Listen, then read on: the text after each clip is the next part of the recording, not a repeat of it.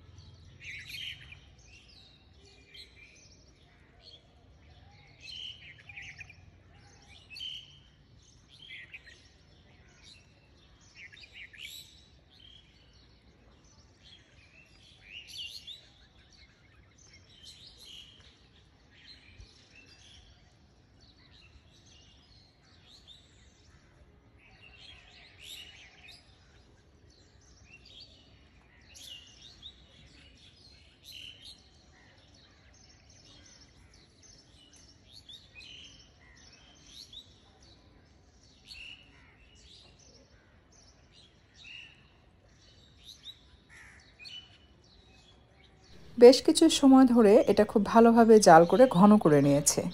ঘন হয়ে আসলে অ্যাড করে দিচ্ছি মিষ্টির জন্য খেজুর গুড়। খেজুর গুড় যে একটা ঢিমা পাওয়া যায়, আমি পুরোটাই হাফ কেজি তেঁতুলের জন্য ব্যবহার করেছি। কেউ চাইলে এখানে চিনিও ব্যবহার করতে পারবেন, তবে খেজুর গুড় দিয়ে যদি আপনি এটা তৈরি করেন তাহলে এটার স্বাদ বহুগুণে বেড়ে যায়। বাট কেউ চাইলে এটা আখের গুড় দিয়েও তৈরি করে নিতে পারবে। স্বাদ মতো বিট লবণ এবং সাদা লবণ দিয়ে এটাকে মিশিয়ে নিচ্ছে। মাঝে মাঝে নেড়েচেড়ে দিতে হবে, খেয়াল রাখতে হবে তলানিতে যেন ধরে না যায় বা পুড়ে না যায়, কারণ পুড়ে গেলে কিন্তু এটা স্বাদ নষ্ট হয়ে যাবে।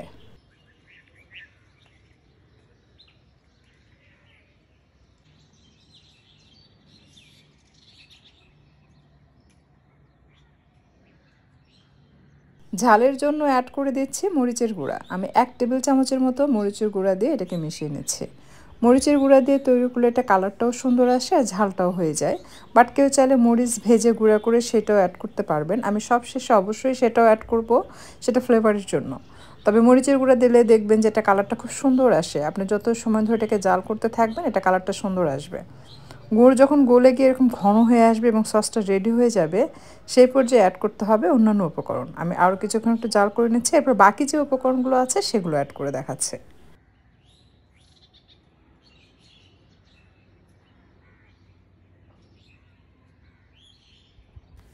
আমার সস একেবারেই রেডি। সসটা যখন হয়ে আসবে নামানোর পূর্বে অ্যাড করতে হবে ভাজা জিরার গুঁড়া আর সেই সাথে চিলি ফ্লেক্স। আমি চিলি ফ্লেক্স এখানে অ্যাড করেছি 2 চা চামচের মতো এবং ভাজা জিরার গুঁড়া সেটাও আমি 2 চা চামচের মতো অ্যাড করেছি। এরপর চুলা বন্ধ করে দিয়ে এটাকে মিশিয়ে নিচ্ছি। এগুলো দিয়ে জাল করার প্রয়োজন নেই, যেহেতু ফ্লেভারের জন্য অ্যাড করেছি। একদম চুলা বন্ধ করে সব শেষে অ্যাড করে জাস্ট মিক্স করে নেবেন। দেখবেন খুব সুন্দর ঘ্রাণ ছড়াতে থাকবে। আর এটা যখন মুখে দিবেন এটা এতটাই মজা লাগবে খেতে, আপনি এমনি এমনি কিন্তু পোলাওয়ের সাথেও খেতে পারবেন বা মোগলাই পরোটা আপনি ডিপ করে খেতে পারবেন বা যে কোনো ধরনের পাকোড়া কিন্তু এই সসের সাথে খুব ভালো যায়। সেই সাথে এই সসের সাথে একটু পানি মিশিয়ে আপনি কিন্তু পানিপুরি বানাতে পারবেন। আমি এখন ধনিয়ার পাতার চাটনিটা আপনাদেরকে বানিয়ে দেখাচ্ছি। এটা এক একজন এক একভাবে তৈরি করে, খুব সহজভাবে আমি আজকে বানিয়ে দেখাচ্ছি। খুব বেশি কিছুর প্রয়োজন নেই, জাস্ট কাঁচামরিচ, রসুন, ধনিয়ার পাতা, একটু বিট লবণ, সাদা লবণ, সামান্য টক দই, পানি দিয়ে এটা ব্লেন্ড করে নিলে কিন্তু রেডি হয়ে যাবে গ্রিন চাটনি বা ধনিয়ার পাতার সস বা চাটনি যেটাই বলেন। তো খুব বেশি উপকরণ লাগে না, এগুলো সবসময় হাতের কাছে থাকে। যদি আপনার কাছে টক দই না থাকে সেক্ষেত্রে আপনি টক দই ছাড়াও তৈরি করে নিতে পারবেন। ঘরে যদি লেবু থাকে একটু লেবুর রস দিতে পারবেন।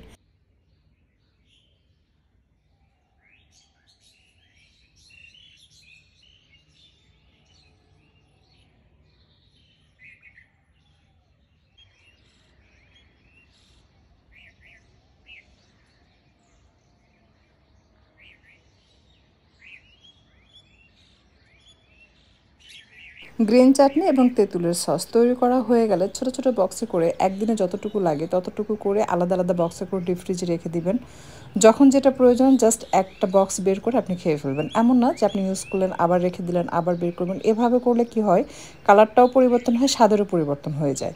তাই যতটুকু প্রয়োজন ততটুকু ছোট ছোট বক্সের মধ্যে রেখে দিবেন। দেখবেন লং টাইম আপনি দীর্ঘদিন পর্যন্ত এটাকে ডিপ ফ্রিজে রেখে সংরক্ষণ করে খেতে পারবেন। সারা রমজান জুড়ে খেতে পারবেন। রমজান চলে যাওয়ার পরও যখনই যেটা আপনার খেতে ইচ্ছে করবে, হয়তো চাট, দই বড়া, দই ফুচকা, ভেলপুরি, সেই সাথে যে কোনো ধরনের আসলে মজার আইটেম তৈরি করতে কিন্তু এই গ্রিন চাটনি এবং তেঁতুলের সসের যে স্বাদের কিন্তু জুড়ি মেলা ভার। আসলে এটা তৈরি করা থাকলে অনেক রেসিপি অনেক সহজ হয়ে যায়, আর যে কোনো খাবারের স্বাদটাও বহুগুণে বাড়িয়ে দেয়।